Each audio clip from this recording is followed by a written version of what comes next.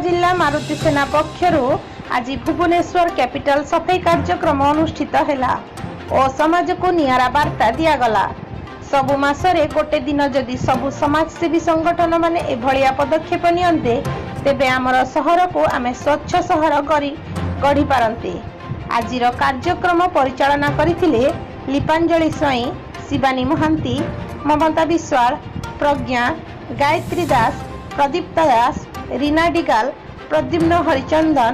टुकु भाई, काबुली भाई, देवाशीष हाथी, गौतम दास, प्रसाद महापात्र प्रमुख। बेपार बंद सब बंद समस्त मैंने ये भी बंद तेणुक बार बार सचेतन कर बड़ बड़ अक्षर लिखिदेवे जे दयाकोरी एठी कहीं पकातुनि डस्टबिन एटा हूँ मैंने सचेतन निजे आपण निजे बार बार कहे पुणी 15 दिन पर आस